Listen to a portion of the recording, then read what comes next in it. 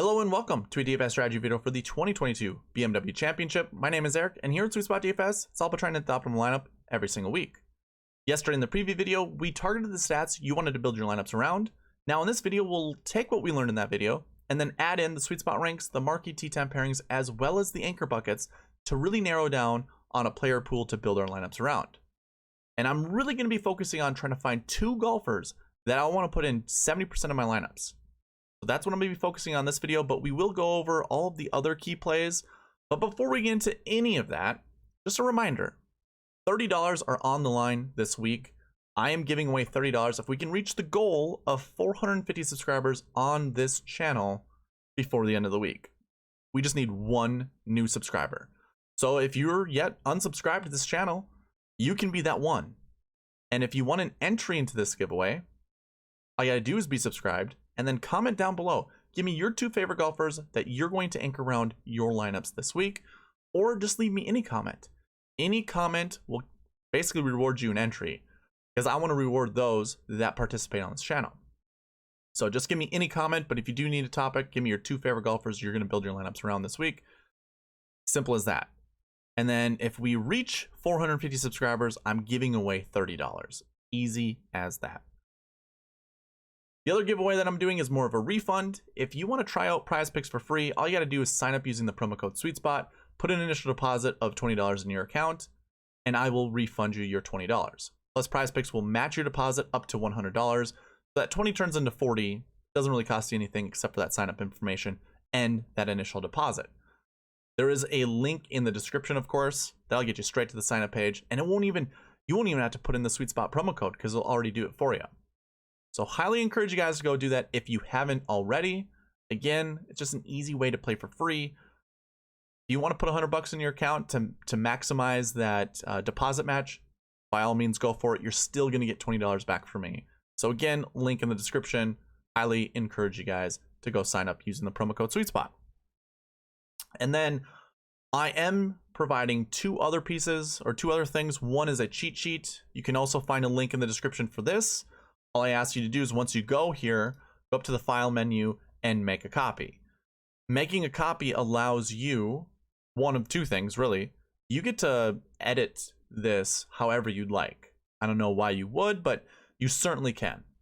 The other thing is you can use the filters. As I go throughout this video, you can follow along with me and use the filters. Again, you're going to have to make a copy. So highly encourage you guys, if you want to follow along with me, make a copy, and then you can do just that. The other thing that I'm providing as a giveaway is the optimizer. You gotta be subscribed to this channel. You gotta participate on it, so that requires you to comment on it, or comment on this video, or even in the preview video that I put out yesterday. And then you're gonna have to email me at sweetspotdfs@gmail.com. That will give you, just let me know that you want the optimizer and I will send it your way. Simple as that. Again, you're gonna have to reach out to me though at sweetspotdfs@gmail.com. You'll see that email sliding across right next to me if you're unsure how to spell it. But it is there, and if you do want the optimizer, it is available. Everything that I'm gonna go over in this video is already implemented into this optimizer. So when we go over Marquee T times, I have those loaded in here already. When we go over the anchor buckets, we already have that stuff loaded in here. So it's all available to you. Again, you want it, email me. Got to be subscribed, got to comment down below. Easy as that. Let's go ahead and get into this thing. So we're going to start with the SweetSpot ranks, just to give you an idea of who my top ranked golfers are. One thing that I kind of fail to do every single week is explain why. I mean, obviously the ranks give you an idea of who I like the most, but it's all based off of a model, or based off of a scoring model that I created really a year ago, and it probably could use a little updating, but I think it still finds the best players for this week because it includes a variety of stats that I include in my model. OWGR, I mean, some people don't care about this, but I think it's a very good metric to use because it's gonna water down your 7 and 6Ks that might pop, for the week. And 7 and 6Ks are there for a reason. They might have just done well last week or a couple weeks ago that kind of skyrockets their recent form value, but I want the cream to rise to the top. So I'm going to include OWGR all the time because it's an easy way to do it. And if you can tell, my point, like my metric system isn't that, you know, it doesn't really reward those at the top all that much. You know, 100 points towards Scotty because he's #1 in the world. Rory is #2 in the world. He's getting 90, or #3 in the world, right? I don't even remember. I believe so. Let me double check. He's #3 in the world. Okay, so #2 must be Cam Smith. He's not here, I'm guessing. But anyways, they're not getting a huge point difference. You know, like of the top guys up here, 96.33 is the lowest, or 95.67. So like 4.3 is the difference between Tony and Scotty Scheffler. It's not a huge advantage, but again, I want the top guys to pop as the top guys. So that's why we include OWGR. Then I've got 3 grass stats. 2 of these date back to 2013. So we're looking at average finishing position. And this is also a model of mine. This isn't their average finishing position. This is just a point total. The best golfers in the field that are on bent grass will get 50 is the highest number you can get in any of these 3 categories.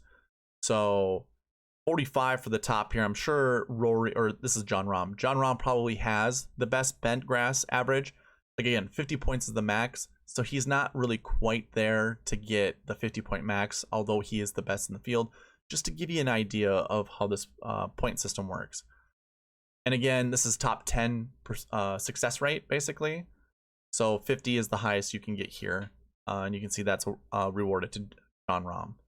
Then we're looking at 1 full year's worth of bent grass finishing positions. So the best average belongs to Rory McIlroy at 50 points. And then it goes down from there.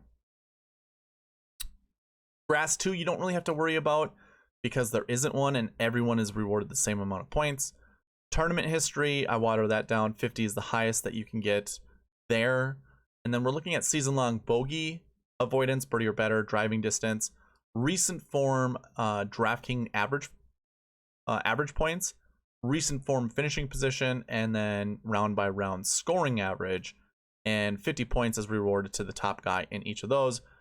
As one could understand, Tony Finau got to be one of the hottest golfers on the planet right now with his recent form. So he's got 50 points all the way across the board. That makes sense. And then we're looking at season-long stats, DK average points, their round by round scoring average, round under 70%, cut made percentage, and DK top 10. So this is from this year dating back 1 full year. Yeah, to the event. I think it goes back to the BMW Championship last year. And Patrick Cantlay is the top guy with all of those stats. But obviously a lot of these guys are super close. Like John Rahm, 99.38. He's not getting a huge advantage.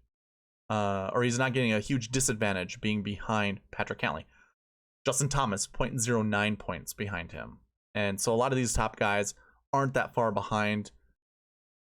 Like a Will Zalatoris, for whatever reason, 46.15. That's not super great. And I'm wondering why his point total is so low.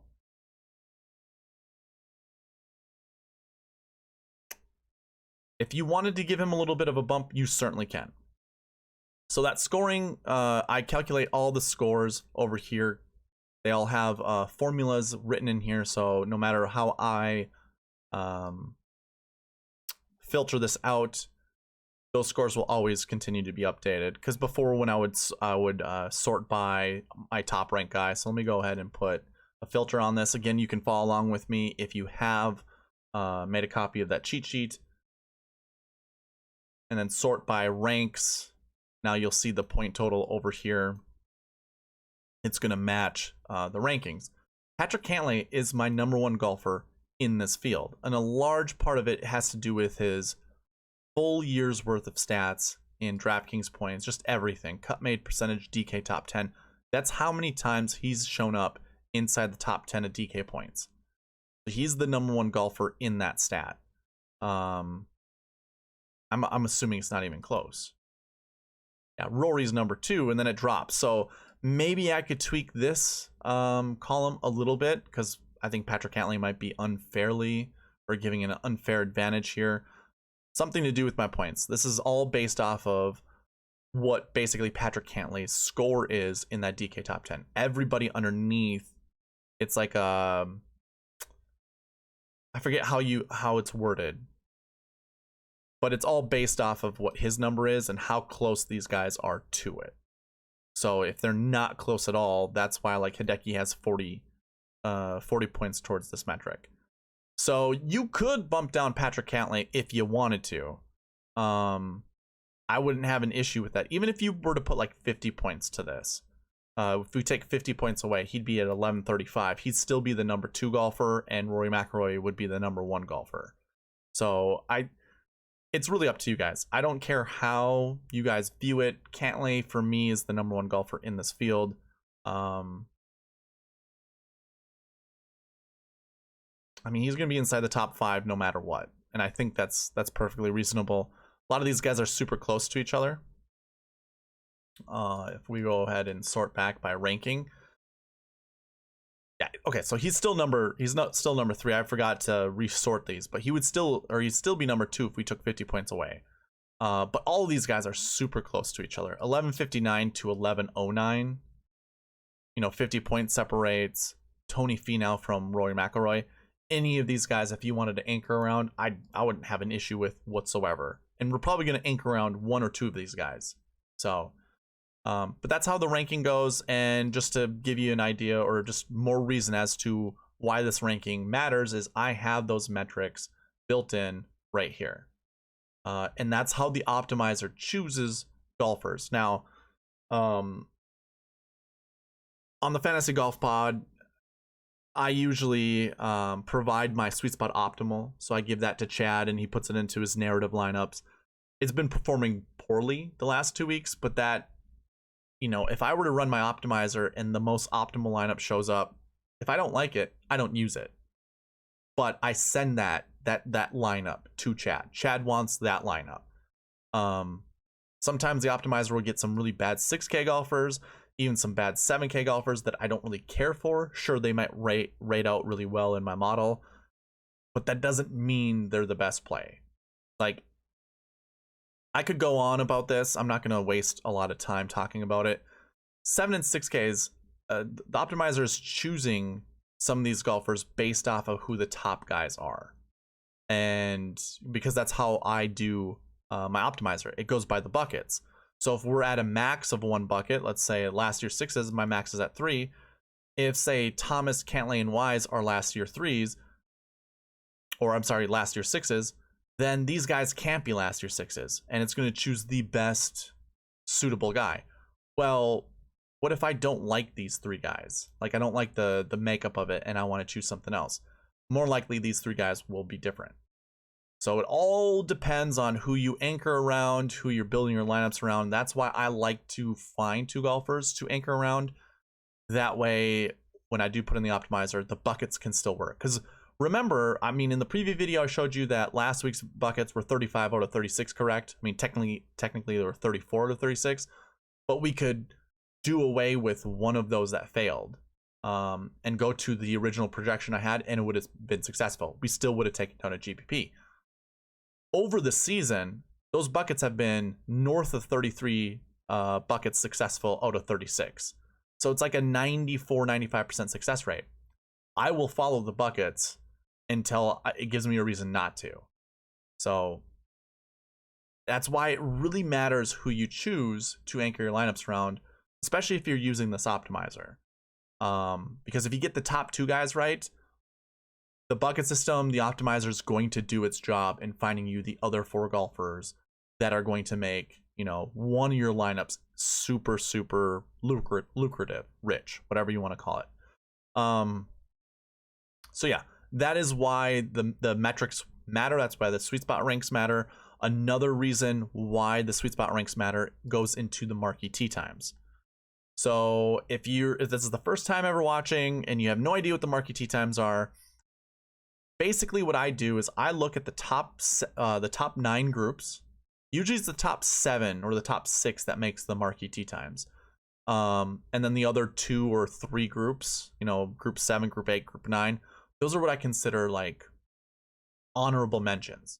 They're super close to being in the marquee tee times. Sometimes they do provide an optimal lineup guy, sometimes they don't. I do load all 9 of the marquee tee times into the optimizer. You can see that right here. So why the marquee tee times matter is I've been tracking this since before the PGA Championship of last year. You know, the one that Phil Mickelson won. I started doing this shortly before that. From that moment forward, I have found out, and I've tweaked how I do the marquee tee times. I was a little bit more strict with it before. Now I'm kind of I've grown it, because it used to just be the top 6 groups. Now it's the top 9 groups. With the top 9 groups, I have found the optimal lineup, or I should say I've found at least 2 golfers in the optimal lineup every single week. I think with the exception of 2 weeks, 2 or 3 weeks, where in the top 9 groups, we haven't had more than 2 or more optimal lineup golfers from it. So my rule is select anywhere between 2 to 4 golfers within these groups. So I'm just going to highlight all of them for you. And then I'm also going to show you on the optimizer. I have that written down here in this little conditional box. I have a minimum of 2 and a maximum of 4. And then each of these groups, I only want to select 1 golfer at most from. So that's the other piece to add to this, is never select 2 or more golfers from 1 group. Now, they're in groups of 2, so this makes it kind of interesting. In groups of 3, I don't know why. I think because usually you have 1 lower ranked guy that we just know is never going to do well. Like, say, this first group, Patrick Cantlay, Xander Schauffele, they would be paired up with like a Tom Hoge. Now, Tom Hoge could finish 30th or 40th place, be like 7K, and that would be value. It wouldn't be in the optimal lineup. So that's why I would say, you know, it would work more, I think, with groups of 3 than I think it's going to do with groups of 2. But I'm still going to live by that marquee tee time pairings. So my whole rules, I'm going to follow those still for this tournament, although they're paired up by twosomes. Now, I'm a firm believer, because the reason I started doing this is because I'm a firm believer of playing in groups to heighten your abilities or to lower your abilities, depending on who you're playing with. There's a thing called drafting behind a hot player. So let's say Patrick Cantlay goes out and shoots 59. There's a high likelihood that Xander is going to draft behind him, because when you're in a group where someone's playing really well, I mean, you're always in a good mood, unless you yourself are playing poorly.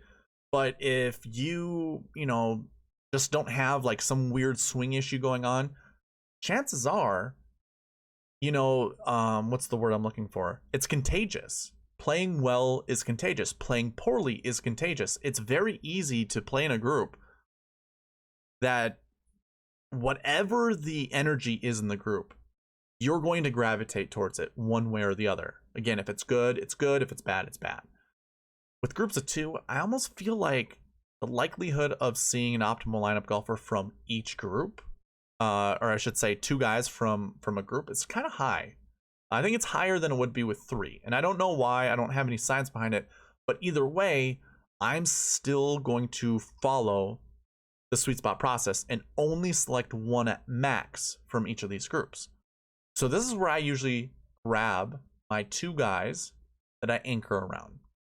And again, I like to anchor around 2 guys in about 70% of my lineups. It's just easier to hit the optimal lineup when you limit the amount of golfers you can select. So if I'm already anchoring 2, now the optimizer can only select 4 positions to fill in with the other group of golfers. I mean, I just keep it open. The player pool is usually open.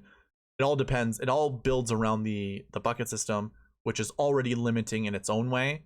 So again, with their 4 open roster spots, by anchoring 2 guys in your lineups, the optimizer can only select a certain combination of golfers, because obviously you have your salary constraints in there, you have your bucket constraints in there. It's easier to hit the optimal lineup that way.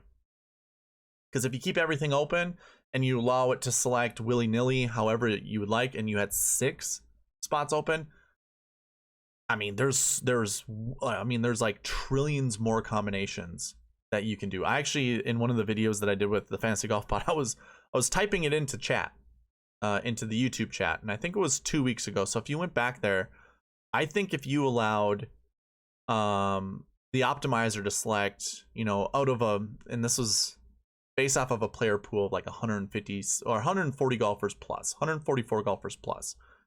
If you allow the optimizer to select 6 golfers with like no salary constraints, you can come up with 32 trillion different combinations. If you only allow it to do 5, it drops down to like 360 billion. And if you only let it to select 4, it goes down to 30 or like 40,000. So you can already see how much it shaves based off of that. Now, obviously, you put in the bucket constraints, you put in salary constraints, and it gets smaller.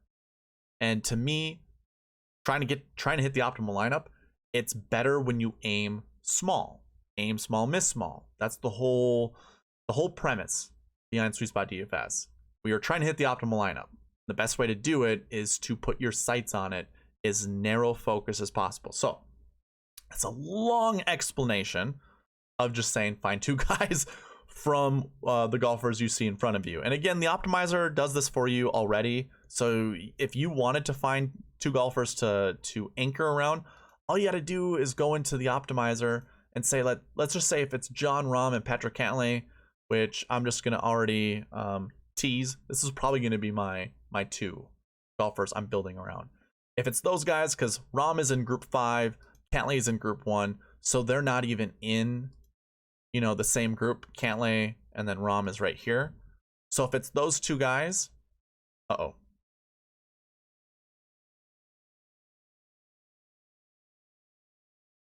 multiple windows. You always got to remember what to do. If it's just these 2 groups, or if it's just these 2 golfers you're anchoring around, where was I getting? I just lost my train of thought trying to go through all that. If it's just those 2 golfers that you're anchoring around, you've already hit, the minimum that you need to do. So when you hit run optimize, it's going to build a lineup that, it uses a SweetSpot ranks, like I said before, the SweetSpot score. You can go in here also and alter these scores to better suit your needs. Better, if you don't agree with my rankings, you can go in here and update them however you like. Personally, I like Cameron Young a little bit more.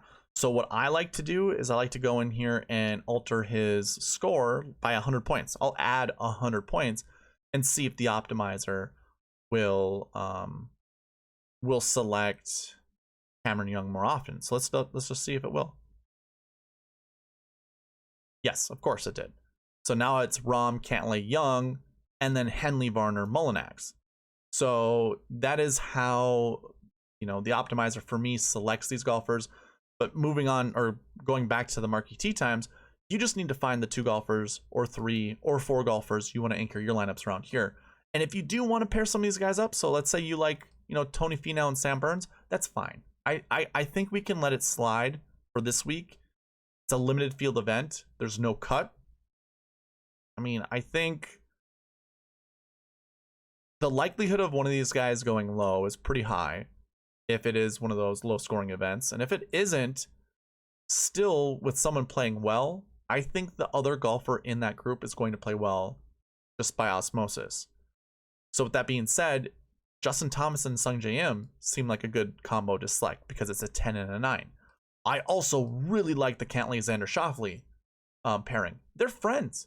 And when they play together, I think it was like 3 weeks ago, maybe 2 weeks ago, when they played together, they played well.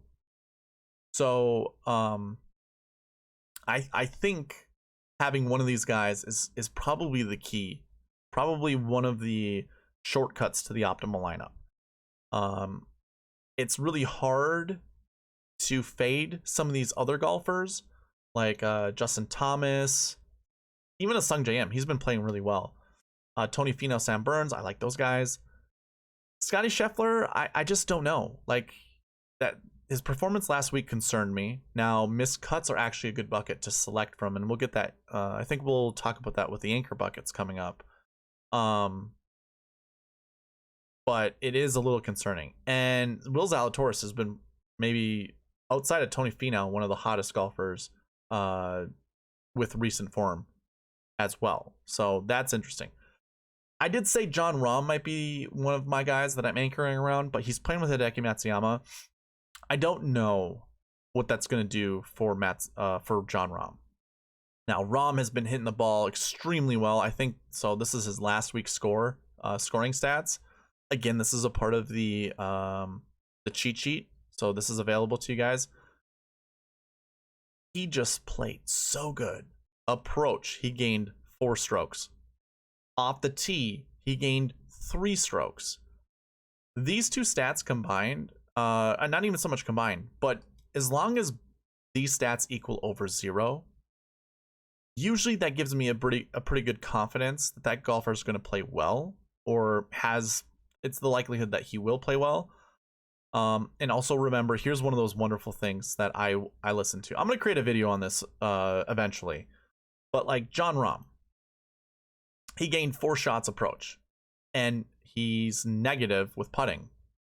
If you're to look over stats and see that on average he's over 0 on approach, but he's negative with putting, there's a good reason why. And if he's averaging, you know, somewhere between to 10 to 20th place, or even like 5th to 15th place, because that's probably what it ends up being, that's okay. The closer you hit the ball, you're not making every putt, which, newsflash, 8-foot putts on tour, 50% make percentage. You could just be a little under average that week and still finish inside the top 10 and have really bad putting stats, negative putting stats, but really good approach stats. These two things work inversely, approach and putting. Very rarely do you have positive putting with positive approach, and if you do, you probably have the winner. And if not, then you got to look at the rest of the stats and find out where their deficiencies were. So who won it last week? Will Zalatoris. Yeah. 8 strokes on approach, 2 strokes on putting. Now, Tony Finau had better strokes putting. Why didn't he win the tournament? Well, he didn't hit it all that close. So he probably was making longer putts than Will Zalatoris was. And then just kind of staying at the baseline that most PGA Tour players were playing at. He still played well. I believe he finished 5th. So that's kind of how you got to look at some of these stats. It's just, again, I'll create a video on this that'll explain more about it, but I cannot stand when I hear, and another wonderful thing is like Sung JM.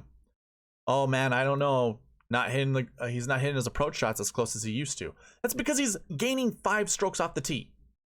You have to look at the stat to the left to determine why a golfer is negative or positive. This is the thing that bothers the hell out of me in this industry, in the DFS industry, and especially when some of the stat nerds, the data scientists out there that don't understand this or don't use this in their analysis bothers the hell out of me. They're being disingenuous with you, or they don't know how to read these stats, and if that's the case, you shouldn't listen to them anymore. So anyways, be like, same with Justin Thomas. 3 strokes on off the tee. Yeah, well, he's usually a good approach player. It's okay. He just hit the ball really well off the tee. He didn't find the rough as much as he usually does. He doesn't have the 200-yard approach shots that he puts to like 10, 15 feet that really boost up his approach game. This is still good. This is a good sign.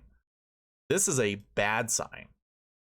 Off the tee negative approach. That's not good. Negative off the tee, negative approach. Patrick Cantlay, not good.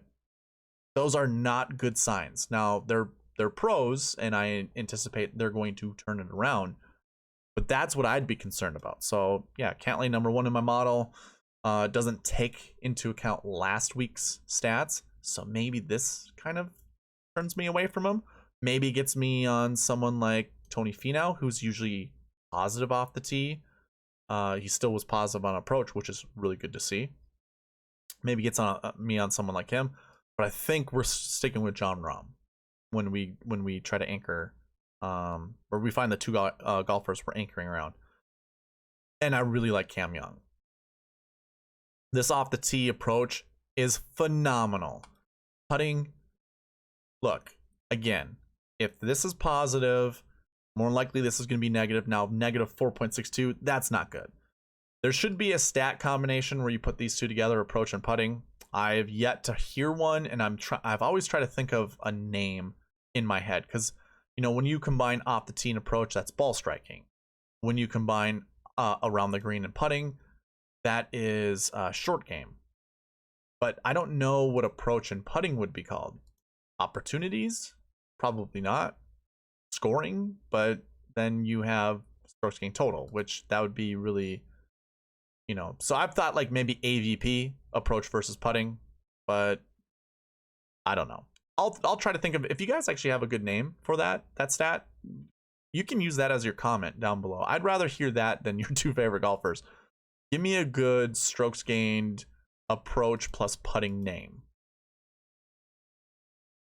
Because if that is like 0 or greater than 0, that's also a really good sign that someone was playing well.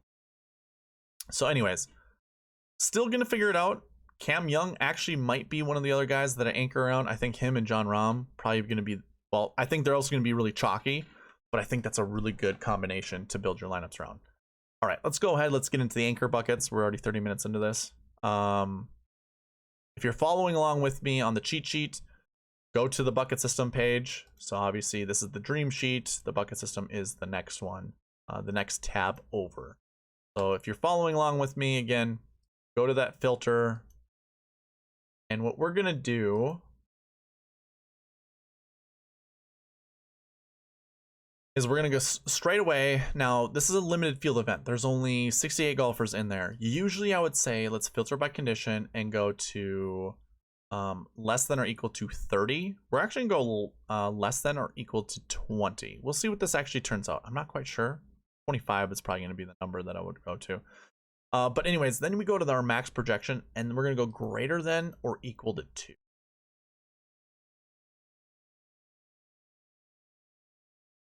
Now, you're going to see other columns. I've hidden those columns. So again, you're going to see on the cheat sheet, optimal lineup frequencies, top 5 frequencies, top 20, cut made. Those are also a part of mine as well. I just have them hidden. I'd rather see this miscellaneous information. I don't have that included in the cheat sheet. Maybe in time I will, but not currently. So after I do all of these conditions, so less than or equal to 20 golfers in a bucket, and then greater than or equal to 2, this will always make sure we want to select one golfer from it. So we're going to talk about some of these. 4 of these, I normally don't talk about salaries. I normally don't talk about strokes gained buckets. A little bit of that has to do with normalization of the stats. You know, I think we have 5 years of data for salaries, and we only have like 3 or 4 years of data for strokes gained. I don't think that's enough to normalize. It's really, really close, but not necessarily. So we're gonna focus on last year 1s and last week 5s, and I think maybe we just drop down into strokes gained 1 and 3. We'll talk about those. Just keep an eye on the salaries. If you see some of these guys that are in these buckets that are in the 8 or the 9K range, all the more reason to play them. So let's go ahead. Let's talk about last year 1s. And we will sort by salary. So we have how many golfers in here? 11. So as the anchor buckets say, you want to select 1. Remember, we want to round down from here up to 4 because you want to round up from here. Now, I also have a quality check over here. I call this my quality check bucket. 2.77 instead of 3 would be the new maximum projection. So really, we probably want somewhere between 1 to 3 golfers from this last year 1 bucket. So right away, my eyes gravitate towards Jon Rahm. They also gravitate towards Patrick Cantlay. These were golfers that I liked heading into, like when I first looked over this, the cheat sheet, the dream sheet. these were two golfers I wanted to build around. Number 1 and number 3 in my model. Rory's no slouch, by the way. I do like Rory, but I don't like that he's playing with Sepp Straka. Like, when it comes to the marquee tee, he's not even in a marquee tee time. He's not even in a favorable tee time that I would want. I just don't know. I feel like Rory could get lost. Like, if Sepp played really bad, you know, maybe Rory's not enjoying himself. I can see that being more of a negative to him than, say, Jon Rahm having to play with Hideki Matsuyama. I think Jon Rahm, in a way, I feel like is way more laser focused all 4 rounds of golf than Rory McIlroy is. I think Rory is more of a talker. He likes to, you know, it seems now he's kind of transitioning into a businessman where he likes to do more business on the course. A lot of this is just my observations, which could be completely wrong. I'll be the first to admit. I don't talk to Rory. I don't know what he does. I don't play with Rory. I don't know what he does on the course. But if I needed to make a reason as to why to pivot away from McIlroy to like a Jon Rahm, that would be it. Obviously, you could do the ownership angle. I think Jon Rahm is going to be way more owned than Rory McIlroy when it comes to rostering these guys. I don't care. You know, I don't care about ownership. I talk about it all the time. I don't think there's a lot of leverage gained going between the two. Because they both probably have an equal win rate or not even so much win rate, win probability. So I don't care. I think Jon Rahm though has a more all-around game than Rory. If this is a scoring fest, I like Rory better, but if this is more a closer to par fest, I like Jon Rahm at this kind of event. So anyways, you want to select 1 to 3. Well, guess what? We also have some decent golfers to anchor around in the 9K range. You got Sung Jae, you got Victor Hovland, Sam Burns, Tony Finau, Patrick Cantlay. So I already told you I like Rahm and Cantlay. I don't mind going there. Now, I like Aaron Wise. I also like Harold Varner III this week. At his price tag, normally what I would say about HV3, stay away. He's usually like in the 9K range whenever we see him in those, you know, like Byron Nelson tournaments or the John Deere Classics. I would stay away from HV3 there. He's more of a disappointment when it comes to those tournaments. This one, I feel like, is perfect. I think he goes under the radar. Actually, I don't even know what the ownership looks like, but I like it better here for Harold Varner III than anywhere else. I think he's a good top 10 candidate, honestly. I really like Aaron Wise as well. Probably not going to go with Alex Noren. He tweaked his neck last week. I don't know how that's going to play this week. He's one of those guys that likes to hit golf balls all the time. I think that concerns me a little bit too much. So I'm probably going to stay away from Alex Noren. And then KH Lee, I don't really care for. So I do want avenues to get to Wise, but I think this is where we make our anchor plays. I think this is the best place to do it. So I mean, like, the easy one for me is Rahm Cantlay, but I also don't mind Rahm Finau. I think that could be a really good pairing. And it provides a little bit more salary relief. $200 off of Cantlay. Not the greatest, but not terrible either. I'm probably gonna stay away from Sung Jae. I just don't. He's been hitting the ball really well. Going from Bermuda to Bentgrass. Yeah, I think I'm just gonna fade. I'm gonna fade Sung Jae here. I mean, he doesn't do terrible on Bentgrass. I have the grass stats in front of us. Average finishing positions 35.58. I mean, that includes missed cuts. So he's got 26% top 10 rate. So this is a success rate, finishing inside the top 10. 26 on Bentgrass. That's really, really good. 20.89 for this last year. This last year. That's not terrible. It's actually really good. He's probably in the top 5 of that stat.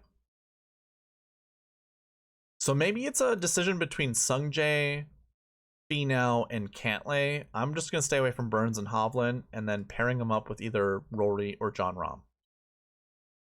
I think that's the best route, in my opinion. Moving on to the next anchor bucket. Last week fives. I said this earlier in this video. Having a missed cut last week, this would include Scotty Scheffler, that's when I was talking about it. It's a good thing.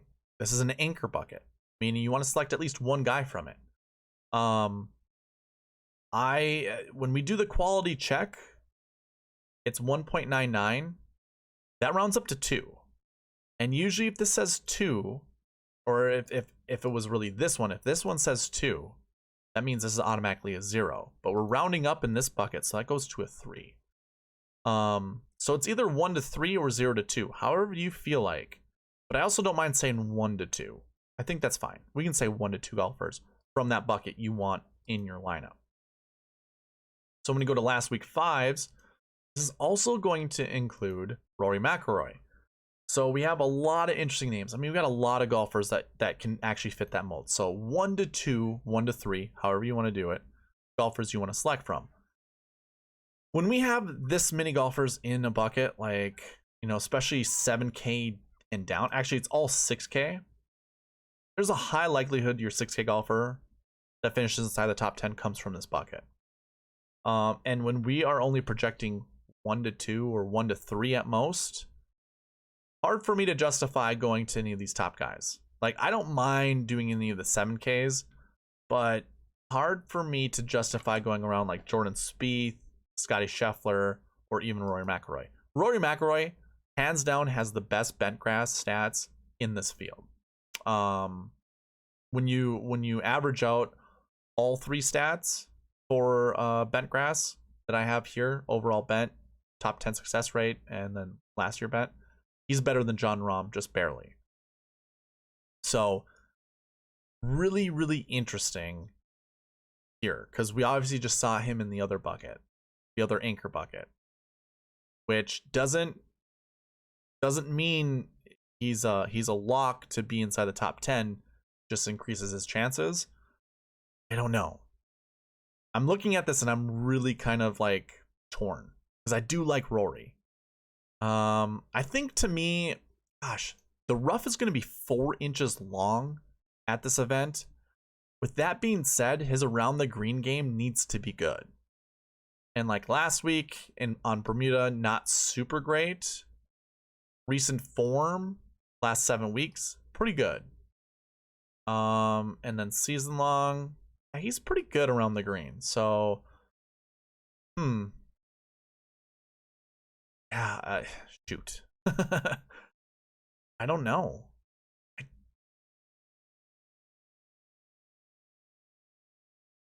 I'll be real with you guys. I am more scared to play Rory than I am Jon Rahm. I think Jon Rahm's a safer option.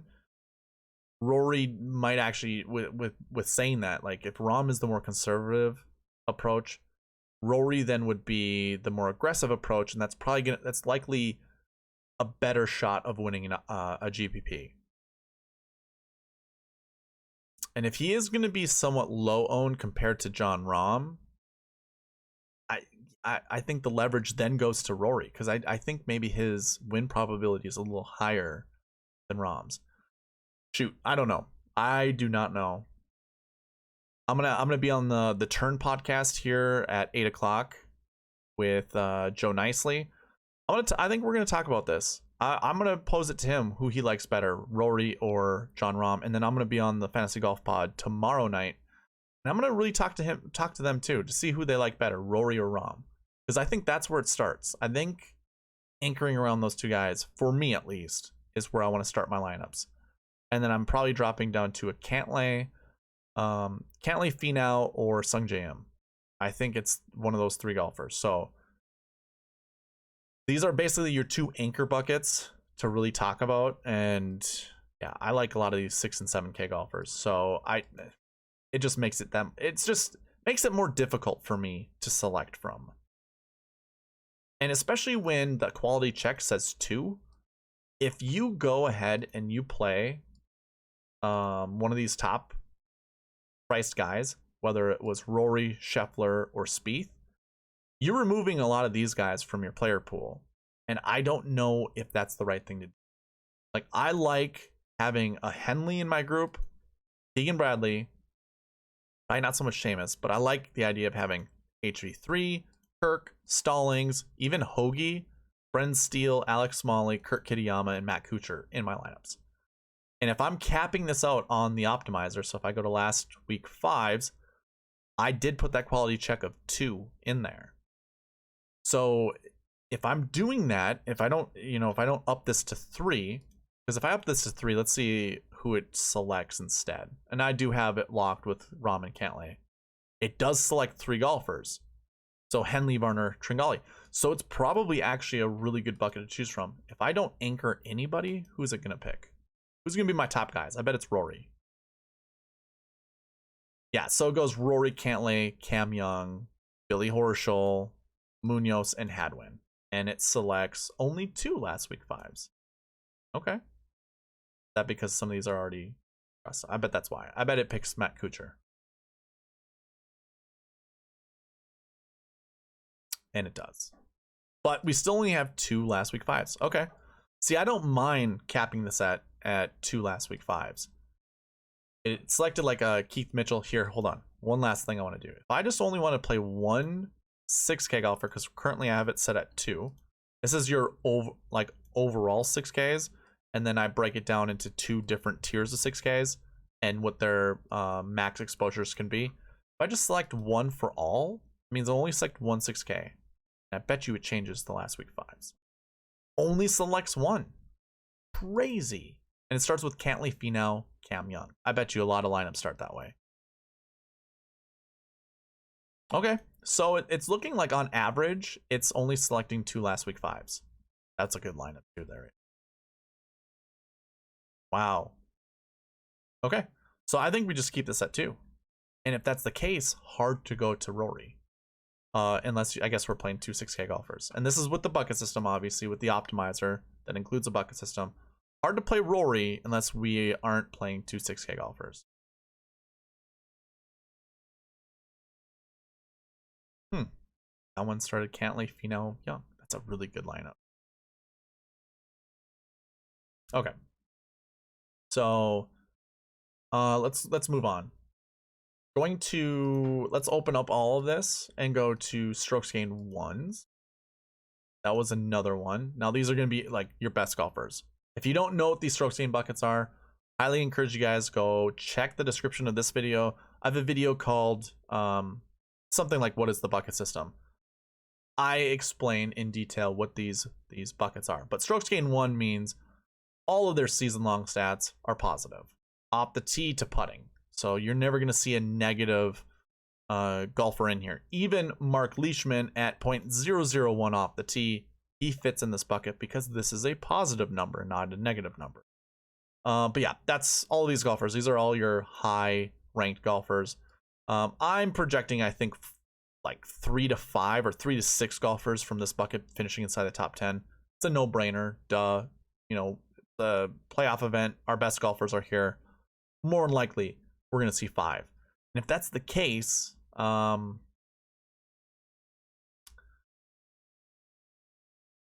so it's like 2 to 4, really. That's the quality bucket here.